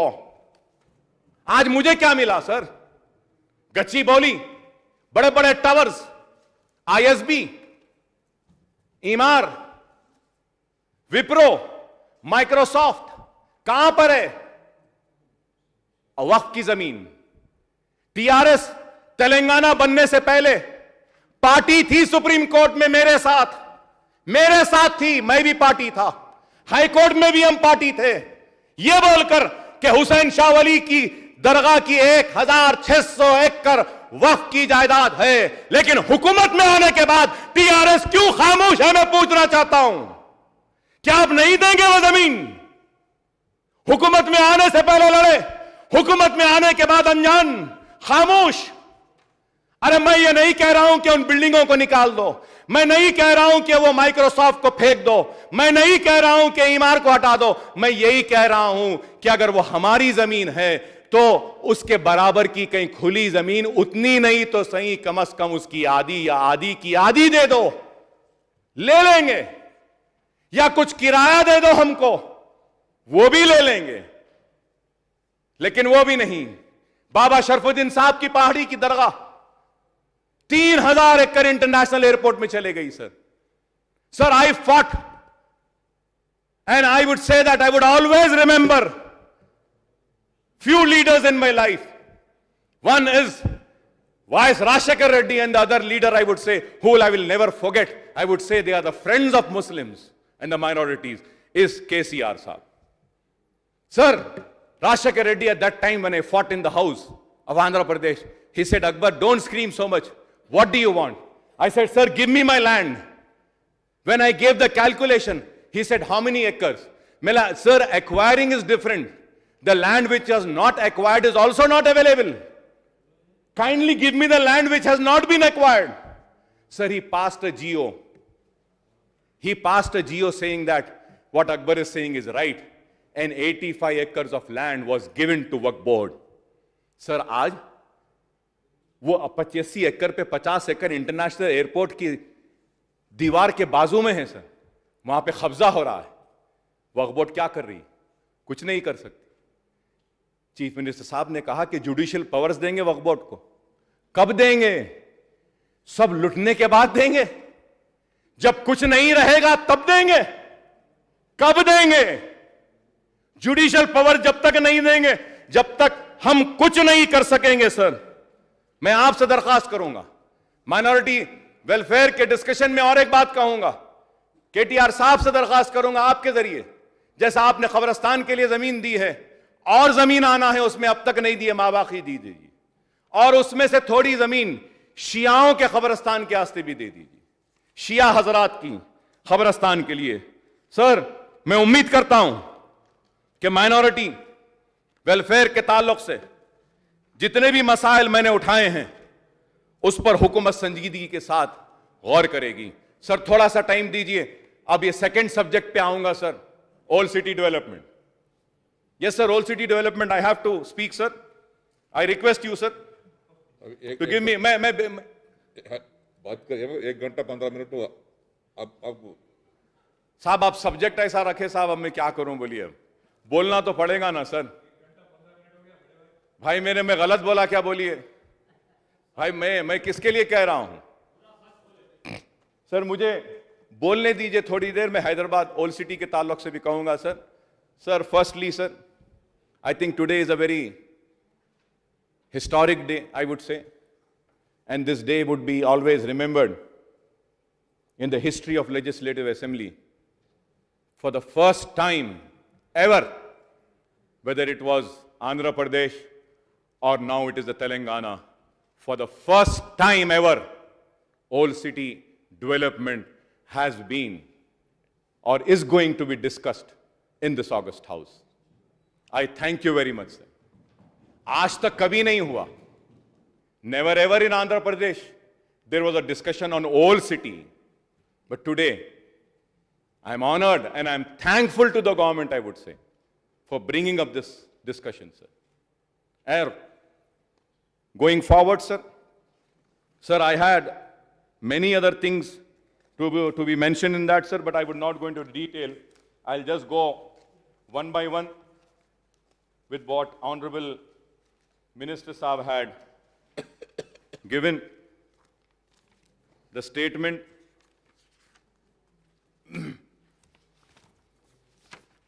Sir, Honorable Minister Saab had given a very detailed statement in this House, sir. I would like to thank him for giving such a detailed report. Sir, मैं ये बात इसलिए कह रहा हूं कि हर वक्त इल्जाम लगाया जाता है कि मजलिस इत्तेहादुल मुस्लिमीन क्या कर रही है पुराने शहर के लिए, लेकिन आज ये स्टेटमेंट को देखने के बाद लोगों को पता चलेगा कि मजलिस क्या कर रही है और टीआरएस की हुकूमत क्या कर रही है और क्या करने का इरादा रखती है पुराने शहर के लिए। और ये डिटेल रिपोर्ट, मैंने समझता हूं कि कभी भी ऐसी रिपोर्ट आई, हम बार बार मुतालबा करते रहे कि पुराने शहर की तरक्की के लिए एक 10,000 करोड़ का पैकेज दीजिए। हम याद करते थे राजशेखर रेड्डी साहब को कि उन्होंने 2,000 करोड़ का पैकेज ओल्ड सिटी के लिए दिया था, लेकिन जब ये किताब को देखते हैं तो हमको पता चलता है कि पुराने शहर में 10,000 करोड़ के काम होने वाले हैं या जारी हैं या तकमील होंगे। मैं इसके लिए मिनिस्टर साहब का शुक्रिया अदा करता हूं। स्ट्रैटेजिक रोड डेवलपमेंट प्रोग्राम के बारे में मिनिस्टर साहब ने तफसील पेश की और कहा कि ओवैसी जंक्शन बहादुरपुरा और ये सारे Nalgonda cross road, Owaisi road over bridge Falaknuma और फिर शास्त्रीपुरम आरामगढ़ के ताल्लुक से पहले कहा कि 1,545 करोड़ में यह काम होगा। तो मैं strategic road development programme phase 1 की तफसीलात तो मिनिस्टर साहब ने दी हैं। मैं फेज 2 के लिए मिनिस्टर साहब से दरखास्त करूंगा कि फेज 2 में भी आप ओल्ड सिटी को बराबर का उसका हक दें। जैसे कि मैंने कहा कि हाफिज बाबा नगर के जंक्शन के पास में एक छोटा सा अगर आप एक फ्लाईओवर देते हैं तो अच्छा होगा, और फिर मैंने कहा कि बल्लागुड़े में भी देने के लिए, फिर मैंने ये भी कहा कि आप मुस्लिम जंग पुल से लेकर वहां से लेकर आगे बढ़ते हैं आपका वो पुलिस क्वार्टर्स जो है, फील खाना जो है आपका, एसीपी ऑफिस गोशा महल फील खाना जो है, वहां पर एक फ्लाईओवर की तजवीज जो बरस से है उसको भी मुकम्मिल करें तो बड़ी मेहरबानी होगी आपकी। और फिर हमने फेज 2 में आपने रोड वाइडनिंग के सिर्फ 2-3 तफसीलात बताई हैं। मैं आपसे मुतालबा करूंगा कि आप इस पर थोड़ा और इजाफा करें। और मैं आपके जरिए मिनिस्टर साहब से दरखास्त करूंगा कि असेंबली सेशन के बाद में सही एक दिन अगर मुझे टाइम देते हैं तो मैं आपके साथ बैठकर सारी तफसीलात दूंगा ताकि आप भी उस पर गौर करते हुए हमारे मुतालबात को कबूल कर सकें। कॉम्प्रिहेंसिव रोड मेंटेनेंस प्रोग्राम के बारे में भी आपने तफसीलात दिए हैं, मलकपेट में कितने आ रहे हैं और याकुतपुरे में, चंद्रायन गुट्टे में, और फिर चार मीनार, बहादुरपुरा, और फिर गोशा महल, नामपल्ली, कारवान के ताल्लुक से भी आपने दिया है। HRDCL के बारे में भी तफसीलात आपने दिए हैं। बेगम बाजार नाला के बारे में भी आपने इसमें तफसीलात रखी हैं। वाइडनिंग मलकपेट के ताल्लुक से, तो मैं रोड वाइडनिंग के ताल्लुक से भी कहूंगा, ऑनरेबल स्पीकर सर, मेरी कॉन्स्टिट्यूंसी में कई बरस से रोड वाइडनिंग पेंडिंग है और बार बार बोलने के बाद भी चेक्स नहीं दिए जा रहे हैं। और सर, जहां पे रोड वाइडनिंग हो गई है वहां पे रोड लेइंग आज तक नहीं हुई सर। 5 बरस हो गए, ओवैसी जंक्शन से लेकर बल्लागोड़े जंक्शन तक रोड वाइडनिंग हो गई है, लेकिन रोड लेइंग नहीं होती है। उसकी वजह से पूरे शॉप्स वाले और दूसरे लोग इनक्रोच कर रहे हैं। और फिर और एक हाफिज बाबा नगर में हमने रोड वाइडनिंग का प्रपोजल दिया है, उसको भी आप अगर देखते हैं तो अच्छा होगा। और फिर उसके साथ ही साथ रियासत नगर से, मार्केट से लेकर इंदिरा नगर तक भी एक प्रपोजल हमने दिया था, वो भी रोड वाइडनिंग का अभी तक पेंडिंग है, कंप्लीट नहीं हुआ, चेक्स नहीं है बोल रहे हैं। मैं आपके जरिए मिनिस्टर साहब से कहूंगा कि बहादुरपुरे के भी रोड्स हैं वाइडनिंग के, हमारे याकुतपुरे में भी थोड़े से रोड्स हैं, कारवान में है और नामपल्ली में है, मलकपेट में है, गोशा महल में है। ये पूरे एरियाज में अगर आप एक 200 करोड़ रुपया अगर दे देते हैं तो मैं समझता हूं कि पूरे रोड वाइडनिंग के वर्क्स को हम टेकअप कर सकेंगे। मैं फिर आगे बढ़ते हुए आपको यह भी जरूर कहूंगा कि मुसलसिल हम कह रहे हैं चार मीनार पेडेस्ट्रियनाइजेशन प्रोजेक्ट को कंप्लीट करिए। सर, चार मीनार पेडेस्ट्रियनाइजेशन की प्रोजेक्ट को कंप्लीट करना है तो ऑल्टरनेट रोड्स, पैरेलल रोड्स और रिंग रोड्स को कंप्लीट करना होगा। चार मीनार के अतराफ parallel roads, ring roads, alternate roads अगर कंप्लीट नहीं होंगे तो यह प्रोजेक्ट सक्सेसफुल नहीं होगा। और फिर उसके बाद चार मीनार में, चार मीनार सिर्फ एक टूरिस्ट का स्पॉट नहीं है, हमारे हैदराबाद की पहचान ही नहीं है, बल्कि चार मीनार मैं कहूंगा कि एक ओल्ड सिटी का इकोनॉमिक जोन भी है। तो आप उस इकोनॉमिक जोन को डिस्टर्ब नहीं करते हुए उनको आप दूसरी जगह पर, जैसे हमने प्रपोज किया था सालारजंग म्यूजियम के सामने 2 ब्रिजेस डालने के लिए, जियो जारी हुआ लेकिन आज तक उसके ड्राइंग्स कंप्लीट नहीं हुए, उसका काम शुरू नहीं हुआ है। मैं दरखास्त करूंगा कि जल्द अज जल्द आप उस काम को भी कंप्लीट कराइए। लाड़ बाजार का जो एरिया है वहां पे चंडीगढ़ को हमारे एमएलए बलाला साहब गए थे, जाकर देखें। सर, चंडीगढ़ में सुनेरी गुरुद्वारा का जो पैसेज है वो अच्छा हो गया, चांदनी चौक दिल्ली की बदल गई, कैनॉट प्लेस दिल्ली का बदल गया, अब लाड़ बाजार भी अपने बदलने के इंतजार में है, बदलने के इंतजार में है। केटी रामाराव साहब ने वादा किया था कि हम करेंगे जरूर, इसको लेंगे, चेंज करेंगे। वादा किया कि पुराने शहर फत्तरगड्डी को इस्तंबुल बनाएंगे। मैं उम्मीद करता हूं कि आप जल्द अज जल्द इसको लेंगे। अगर नहीं करेंगे तो फिर चार मीनार की वो खूबसूरती, चार मीनार की वो अजमत को हमको बहाल करना होगा। और उम्मीद करते हैं कि आप चार मीनार पेडेस्ट्रियनाइजेशन के प्रोजेक्ट को लेंगे।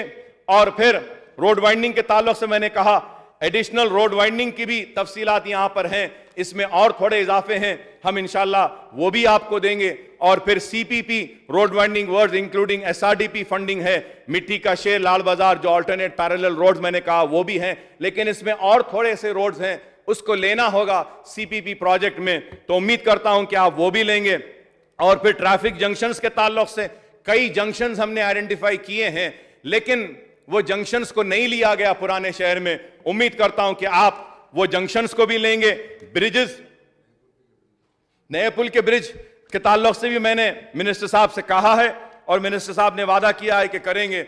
और उसके साथ ही साथ मैं याद दिलाना चाहता हूं कि मिनिस्टर साहब से मैंने केटी रामाराव साहब से और एक दरखास्त की थी, वो ये थी कि 7 टूम्स को अच्छा करें। Sir, regularly I interact with the Aga Khan Foundation people, I go, I visit, I have seen also the work which is being taken up by them. I regularly meet them. My colleague Kausar Saab also meets them. They are doing a wonderful work, I would say. We need to appreciate them. And using this opportunity, I want to thank the Aga Khan Foundation for taking up the work of 7 tombs on behalf of myself, my party, and the people of Old City. Sir, ये वहां पर और tourism को develop किया जा सकता है. शेखपेट से एक मोनो ट्रेन का भी हमने एक रिक्वेस्ट किया था आपको. और फिर sir Golconda diamond was famous sir. तो एक वो डायमंड का एक पैसेज है जो 7 टूम से सीधा जाता है फोर्ट तक. तो वो उस पैसेज में रोड वाइडनिंग थोड़ी सी करनी है. अगर करेंगे तो इंप्रूवमेंट होगा. और 7 टूम्स के सामने डिफेंस की एक लैंड है. अगर लेटर लिखते हैं डिफेंस की वो लैंड अगर दे देते हैं तो that can be made as a parking lot for improvement of tourism. Sir हमारे पास मेरी कॉन्स्टिट्यूएंसी में याकुतपुरे में सर वी हैव वो Paigah tombs are there. That is also very beautiful. Tourism can be developed there. We need to develop sir. एक काला ताजमहल बोलकर भी एक हमारे पास ओल्ड सिटी में, वो भी हम कर सकते हैं. लेकिन ये इतने टूरिस्ट के हैं. और मैं टूरिज्म मिनिस्टर साहब से कहूंगा कि आप टूरिज्म के पैकेज में एक पैकेज लीजिए कि पुराने शहर में ये पूरा उसके साथ साथ एक टूरिज्म का पैकेज बनाइए. जहांगीर पीरा की दरगाह को लेके जा रहे, बड़े पहाड़ की दरगाह को लेके जा रहे, बाबा शरफुद्दीन साहब की पहाड़ी को लेकर आ रहे, और नामपल्ली लेकर आ रहे हैं Dargah Yousufain. Sir if you remember sir, I had made a request for improvement of Nampally Dargah Hazrat Yousuf Baba and Sharif Baba. Sir तो सीएम साहब ने कहा कि अकबर भाई सही आपने कहा है, हम वो दरगाह यूसुफैन के पास भी डेवलप करेंगे, रोड वाइडनिंग करेंगे. और बहुत अच्छी तजवीज है आपकी. यूसुफैन की दरगाह बड़ी है. तो सर आज तक भी कुछ नहीं हुआ. खैर मुझे यकीन है कि होगा. आप थोड़ा प्रपोजल बनाइए, एक प्लान बनाइए, जब भी होगा इंशाल्लाह वो काम होगा, हमको यकीन है सर. उसके आगे बढ़ते हुए मैं ये भी कहूंगा आपसे कि नाला वर्क्स के ताल्लुक से आज भी मैंने कहा कि फिरंगी नाला है, वो बहुत जरूरी है वो नाले को लेना. अगर हम फिरंगी नाले को नहीं लेंगे तो जलपल्ली का तालाब या बुरहान चेरू का तालाब, फिर उसके बाद गुरम चेरू ये तालाब, ये सारे फिरंगी नाला बंद होने की वजह से. और इसके लिए मैं ये भी कहूंगा कि मैंने मिनिस्टर साहब को मेरी कॉन्स्टिट्यूंसी के ताल्लुक से 300 करोड़ के एक सीवरेज का एक प्लान आपको बनाकर दिया था. वादा किया आपने उसको मंजूरी देंगे. मैं आपसे दरखास्त करता हूं कि आप वो सीवरेज के उस प्लान की मंजूरी दे दीजिए. और फिरंगी नाले का भी एक हिस्सा मेरी कॉन्स्टिट्यूंसी में आता है. मैं जिम्मेदारी लेता हूं कि इंक्रोचमेंट को मैं हटाऊंगा. आप सैंक्शंस दीजिए, काम कराना मेरी जिम्मेदारी है, हम कराएंगे. मैं और भी दूसरे नाले जो मुर्की नाला के 2-3 जगह पर इनकम्प्लीट है वर्क्स, उसको भी कंप्लीट करने के लिए कहूंगा. वाटर सप्लाई के लिए, सीवरेज के लिए हालिया अरसे में ऐलान हुआ कि शहर के अतराफ में एसटीपी प्लांट्स और पानी की लाइन सीवरेज के लिए. तो मैं उम्मीद करता हूं कि आप सीवरेज ट्रीटमेंट प्लांट्स हमारे पास भी देंगे, हमारे ओल्ड सिटी में भी देंगे. ये हमारे पास मोहम्मद नगर नाला, मुर्की नाला है, यहां पर अगर आप देंगे तो पानी सही हो जाएगा और गंदा साफ होकर उन नालों में जा सकता है. फिर गुरम चेरू है, सुरम चेरू है, हमारे पास पल्ले चेरू है, यहां पर भी आप एसटीपी दे सकते हैं. और थोड़े से रिजर्वायर्स के लिए भी हमने अपील की थी. एक बल्लागुड़े में एक रिजर्वायर के लिए मैंने प्रपोजल दिया था. और अनसर्व्ड एरिया जो है वहां पे पानी के लाइंस के लिए भी हमने दरखास्त की थी. उम्मीद करते हैं कि आप उसको भी लेंगे. और फिर ये लाइट के ताल्लुक से भी कहूंगा कि जहां जहां पर भी रोड वाइडनिंग हो गई है सर, वहां पे खंबे आज भी वैसी रखे हुए हैं, सर. और एक मैं रिक्वेस्ट करूंगा कि रोड वाइडनिंग जब होती है तो उसी वक्त वो लाइट के खंभों को हटाना चाहिए. बरसों बरस हो जाते हैं लेकिन वो खंबे नहीं हटते हैं. और मैं हुकूमत का जो प्रोग्राम है, जो एलईडी स्ट्रीट लाइट्स का, उसका भी इस्तेमाल करता हूं. उम्मीद करता हूं कि हमको भी उसमें बराबर का हिस्सा मिलेगा. और फिर ये 2 बेडरूम हाउसिंग के ताल्लुक से भी कहूंगा कि 2 बेडरूम हाउसिंग आप ले रहे हैं. मेरी कॉन्स्टिट्यूंसी में एमसीएच का म्युनिसिपल का क्वार्टर्स है, वहां पर मैंने जमीन दी थी, वहां पे बनाने के लिए वो कंप्लीट हुए हैं. बल्लागुड़े में भी जमीन दी है, वहां पर भी कंप्लीट हुआ है. और फिर और पुराने म्युनिसिपल क्वार्टर्स हैं उस जो नए जो बने हैं यहां के लोगों को हम वहां पे शिफ्ट कर कर यहां पे नए और एक 900 2 बेडरूम हम ले सकते हैं। मैं आपसे रिक्वेस्ट करूंगा कि आप उसको भी ले लें। और एक मैं आपसे कहूंगा कि JNNURM में, सर JNNURM में in the year 2004 I had got sanction of some few houses Ballaguda में, वो डिलैपिलेटेड कंडीशन में है, बहुत ही डिलैपिलेटेड कंडीशन में है। 10-12 साल हो गए सर, उसको टेकअप करके उसको थोड़ा रिपेयर करके जहां से भी आप फंड्स देते हैं दीजिए। गरीब है वहां पे, बारिश हो रही है, कभी भी कोई जानी नुकसान हो सकता है, तो बल्लागुड़े में मैं उम्मीद करूंगा कि आप देंगे।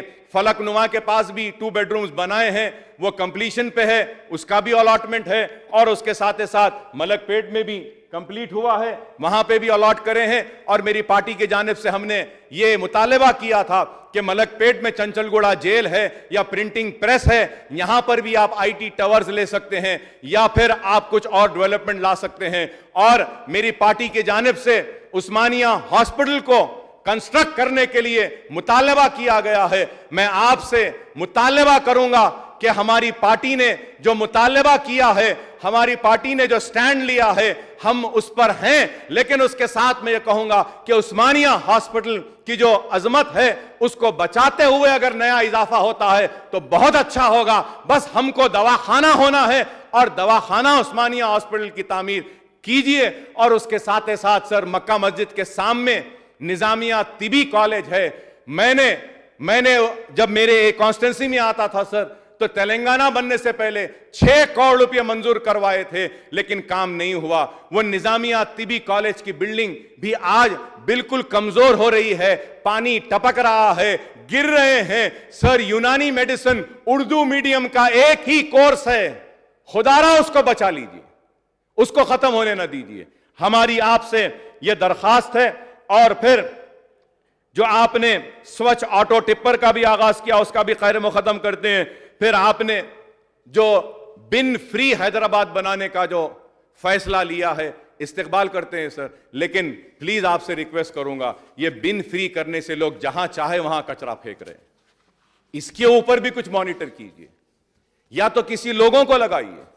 कचरा उठ नहीं रहा है, साफ नहीं हो रहा है। मैं उम्मीद करता हूं कि आप उस पर भी जरूर गौर करेंगे। अन्नापूर्णा के ताल्लुक से भी कहूंगा कि अन्नापूर्णा के सेंटर्स पूरे सिटी में अगर आप देखेंगे, मेरे पास पूरा उसका फिगर है। अन्नापूर्णा अगर आप देखेंगे, उसका अगर आप देखते हैं तो 114 सेंटर्स पूरे सिटी में हैं और ओल्ड सिटी में हमारे पास 32 सेंटर्स हैं। टोटल आपके पास ये जो सेंटर्स हैं 146 हैं। 146 में से 114 अदर एरियाज में है, ओल्ड सिटी में 32 है। तो मैं रिक्वेस्ट करूंगा कि अन्नापूर्णा के जो सेंटर्स हैं इसको और थोड़ा सा इजाफा करें आप। और इसके लिए स्ट्रीट वेंडर स्कीम जो ओल्ड सिटी में है, जो मैंने आपसे कहा कि जो पैरेलल ब्रिज जो नए पुल पे बनाने का मैंने आपसे मुतालबा किया है। कई वेंडर्स हैं ओल्ड सिटी में, छोटे कारोबार करने वाले, बंडी वाले, गरीब हैं। आप उनको वहां पे 2 ब्रिज के बजाय 3 ब्रिज बनाइए, बनाकर उनको वहां पे लाके दीजिए ताकि उनको भी रोजगार मिल सके। और नाइट शेल्टर्स, मैं ये कहूंगा कि नाइट शेल्टर्स ओल्ड सिटी में बिल्कुल नहीं है, तो बराए मेहरबानी पुराने शहर में आप वो भी करें। और हेल्थ सर्विसेज के ताल्लुक से आज हेल्थ के ऊपर डिस्कशन था, तो हमने बस्ती दवाखाने जो आपने शुरू किए हैं इसका खैर मुकदम करते हैं, बहुत अच्छा काम है। और इसके साथ ही साथ डायलिसिस के सेंटर्स भी आपने जो दिए हैं ये भी बहुत अच्छा है, इसका भी हम खैर मुकदम करते हैं। और डायग्नोस्टिक सेंटर्स जो आप लाने का हुकूमत इरादा रखती है, तो मैं आपके जरिए हुकूमत से दरखास्त करूंगा कि डायग्नोस्टिक सेंटर्स हमारे बारकस में भी एक बड़ा एरिया हॉस्पिटल है, बहुत अच्छा हॉस्पिटल है, वहां पे डायलिसिस सेंटर और एक डायग्नोस्टिक सेंटर वहां पर लेकर आइए। रियासत नगर में भी एक डायग्नोस्टिक सेंटर एक दवाखाने में आ सकता है, वहां पर भी लाइए। और मैं आपसे आपके जरिए स्पीकर साहब हुकूमत से मुतालबा करूंगा कि चीफ मिनिस्टर साहब ने इस ऐवान में वादा किया,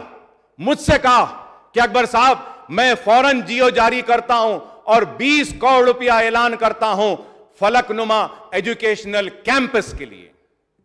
मैंने कहा कि सीएम साहब वहां पे डिग्री कॉलेज नहीं है, तो सीएम साहब ने कहा डिग्री कॉलेज दे देंगे। सर जियो निकला 20 करोड़ का, डिग्री कॉलेज आ गया सर। लेकिन पैसा नहीं आया, बिल्डिंग नहीं बनी सर। हिंदू अखबार में कल आया था फलकनुमा कैंपस के ताल्लुक से, और हिंदू अखबार ने लिखा कि वहां पे डिग्री का कुछ भी नहीं है, बिल्डिंग नहीं है। सर, ऑन माई बिहाफ, मेरी तरफ से मैंने 25 लाख रुपया मेरे ट्रस्ट से देकर डिग्री कॉलेज की बिल्डिंग को बनवाया। वहां पर 2 साल तक डिग्री लेक्चरर्स की तनख्वाह मैंने अपने ट्रस्ट से दी है sir.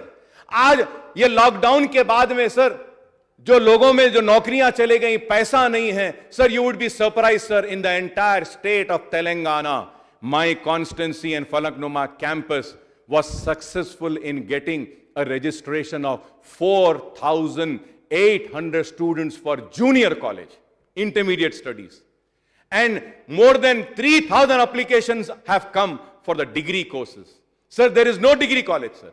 Sir, when I requested and got a NAC center, when in Congress time in United Andhra Pradesh, I got NAC, National Academy of Construction Center in Old City. They didn't had a building.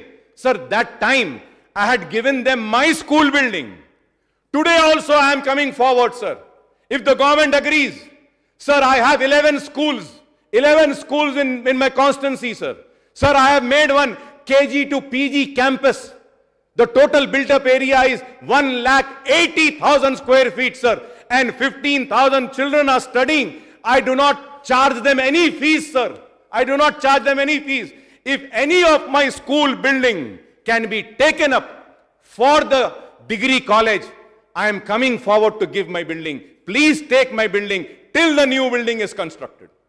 Take my building. मैं अपनी इमारत देने तैयार हूं, furniture देने तैयार हूं, लेकिन फलकनुमा डिग्री और जूनियर कॉलेज में बच्चियों के लिए टॉयलेट भी नहीं है सर। बहुत तकलीफ में है।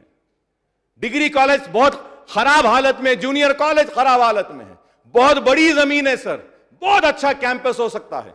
जब भी बनेगी बिल्डिंग, जब तक उसके करीब में भी मेरे स्कूल्स हैं, थोड़ी दूर पर भी है, अगर आप लेना चाहते हैं मैं अपने स्कूल्स दूंगा ये कॉलेज चलाने के लिए। जब तक बिल्डिंग बनती है फर्नीचर दूंगा, जितने लेक्चरर्स देते हैं दीजिए। अगर नहीं लेक्चरर्स की भी तनख्वाह भी दियो तो मैं देने तैयार हूं, मगर मैं चाहता हूं कि मेरे बच्चियां, मेरे बच्चे पढ़े, अच्छा पढ़े। मैं उम्मीद करता हूं कि हुकूमत इस पर भी लेगी। बस्ती दवाखाने खोले गए पुराने शहर में, मैं इसका भी इस्तकबाल करता हूं, बहुत अच्छा है, और थोड़े से खुलना है। लेकिन मेट्रो रेल के ताल्लुक से मैं कहूंगा sir, metro train, sir, it was me who fought. It was a fight between me and late Janardhan Reddy साहब from Congress for 2 things, sir. Always Janardhan Reddy साहब used to fight mono train and Krishna water. And I used to say metro, and I used to fight. And I also used to fight for Krishna water. Sir, अब आप बोलिए sir, Hyderabad में metro आ गई, पुराने शहर में नहीं आई। The then chief minister told Akbar Sahab, you go to Delhi. So on my demand, all the floor leaders had gone to Delhi, sir. We saw the metro train, and then we got the proposal here. Then MITAS, I think, which was earlier it was given to MITAS, वो सत्यम वालों का MITAS था, फिर वो crash हुआ, L&T को दिया। लेकिन आप बोलिए सर, हमारे पुराने शहर में मेट्रो नहीं होना, क्या मेट्रो दौड़ना नहीं, कब आएगी सर? सेकंड फेज भी आ गया sir. Second phase international airport तक वादा करे थे कि फर्स्ट फेज में आप लेंगे नए पुल से होते हुए और पुराने शहर में जाएगा फलकनुमा तक, और सेकंड फेज में मुझसे वादा करे थे कि अकबर साहब सेकंड फेज में हम मलकपेट से ओवैसी हॉस्पिटल से होता हुआ बल्लागोड़े से लेते हुए पीछे से इंटरनेशनल एयरपोर्ट ले जाएंगे। सेकंड फेज में भी नहीं है। आप मेट्रो ट्रेन लाइए सर, प्लीज, मैं रिक्वेस्ट कर रहा हूं आपसे। लोग हमको पूछ रहे हैं, जब मैंने एक एलिनेशन का एक ड्राइंग दिया था सर, तो उस वक्त बोले कि अकबर साहब मूसी में से नहीं ले जा सकते। लेकिन क्या है, मूसा नदी में आज मेट्रो के स्टेशन बन गए। हम एलिनेट करने के लिए ड्राइंग्स और रूट देते हैं तो बोले कि एनवायरमेंट क्लियरेंस होना पड़ता है। हम बोलते हैं तो एनवायरमेंट क्लियरेंस, और उनको डालना है तो कोई क्लियरेंस की जरूरत नहीं है। यह कैसी नाइंसाफी है बताइए। अरे आप क्यों नहीं लाते मेट्रो ट्रेन को? छोटे मिनी बसेस नहीं है, बसेस नहीं है ओल्ड सिटी में। आज बहुत तंग तंग है ओल्ड सिटी के गलियां। और ओल्ड सिटी में हमने मुतालबा किया था कि चंचलगुड़े में भी कैंपस है डिग्री कॉलेज का, वहां पर भी लाने के लिए बलाला साहब के एरिया में हमने रिक्वेस्ट की थी कि कारवान में भी लाने के लिए, लेकिन नहीं हुआ। सर बाजार घाट में हाई स्कूल है, वो भी कैंपस के डेवलपमेंट के लिए हमने कहा, आज तक वो बाजार घाट नहीं लिया। And to the surprise of this august house sir, Bahadurpura constituency में गवर्नमेंट जूनियर कॉलेज व डिग्री कॉलेज नहीं है, एक भी नहीं है। आईटीआई बहादुरपुरे में है, कॉन्स्टिट्यूंसी में बहादुरपुरे में आईटीआई की जमीन है, वहां पे रमनसपुरे में, वहां पे आप एक junior degree, I am finishing sir, degree and junior college ले सकते हैं। मेरी रिक्वेस्ट है आपसे, लीजिए सर, हमारे बच्चे पढ़ना चाहते हैं, अपॉर्चुनिटीज होना उनको, अगर अपॉर्चुनिटी मिलेगी तो मुझे यकीन है कि हमारे पास से भी जरूर और काबिल बच्चे निकल सकते हैं, बच्चियां निकल सकती हैं। मैं उम्मीद करता हूं कि करेंगे। Quli Qutub Shah urban development authority कायम किया गया, आज फंड्स नहीं है, कुछ भी नहीं है वहां पे, और कुली कुतुब शाह की मीटिंग बुलाइए, कुछ फंड्स दीजिए पुराने शहर की तरक्की के लिए खुद। और फिर मौजमजाई मार्केट का आपने काम किया, हम इसके लिए मुबारकबादी देते हैं। मीर आलम मंडी को डेवलप करने का हमने प्रपोजल दिया है, उसका वो भी प्रपोजल पेंडिंग है, आप उसको मंजूर दीजिए। मीर आलम टैंक के ताल्लुक से आपने तफसीलात रखी हैं, आज ऐवान में भी कहा है, उसके लिए भी मैं आपका शुक्रिया अदा करता हूं। और फिर हेरिटेज जो है हमारा हेरिटेज, उसको बचाइए। मैं उम्मीद करता हूं कि आप हमारे हेरिटेज को भी बचाएंगे, और जो भी बातें हमने इस ऐवान में रखी हैं, मैंने कोशिश की है कि सारे मसाइल को रखने की। हो सकता है कि कुछ भूल गया हूं, तो इंशाल्लाह अगर आप कोई मीटिंग बुलाते हैं तो इंशाल्लाह जरूर मैं आपके सामने रखूंगा। मगर यह कहते हुए रुखसत होता हूं कि वो पुराना शहर जिसको ये कहा जाता है कि यहां ये मोतियों का शहर है, ये हीरे का शहर है, ये पुराना शहर आज मुंतजर है अपनी तरक्की के लिए, मुंतजिर है अपनी खुशहाली को देखने के लिए। पुराना शहर मुंतजिर है स्काईवेज को देखने के लिए, पुराना शहर मुंतजिर है हाईटेक सिटी की तरह टावर्स को देखने के लिए, पुराना शहर मुंतजिर है मूसा नदी की गंदगी के खात्मे को देखने के लिए, पुराना शहर मुंतजिर है नया उस्मानिया हॉस्पिटल देखने के लिए, पुराना शहर मुंतजिर है निजामिया तिबी कॉलेज की अजमत को बहाल होते हुए देखने के लिए, पुराना शहर मुंतजिर है मक्का मस्जिद के काम जो तामीर का खत्म होने पर, पुराना शहर मुंतजिर है कि आप जरूर पुराने शहर को बना देंगे इस्तांबुल, और बना देंगे खूबसूरत और खुशहाली लाएंगे। मैं उम्मीद करता हूं कि माइनॉरिटी वेलफेयर्स में भी जो जो इश्यूज मैंने उठाए हैं, उन इश्यूज पर हुकूमत संजीदगी के साथ गौर करते हुए बराबर जवाब देगी और जरूरी इकदाम उठाएगी। मैं स्पीकर साहब आपका ममनून हूं, मशकूर हूं कि आपने मुझे इतना वक्त दिया है। आप हमारे मसाइल को रखने के लिए आपका शुक्रिया, ऐवान के सारे अराकीन का शुक्रिया, हमारे मिनिस्टर साहब का, महमूद अली साहब का शुक्रिया। हम महमूद अली साहब को देखकर फख्र करते हैं कि हमारा एक भाई इस मुकाम पर पहुंचा है, और इसी तरीके से हम देखना चाहते हैं कि महमूद भाई भी हमको फख्र करवाएंगे पुराने शहर और मुसलमानों के डेवलपमेंट के जरिए। शुक्रिया सर, सलाम अलैकुम। గౌరవ సభ్యులు దానం నాగేందర్ గారు.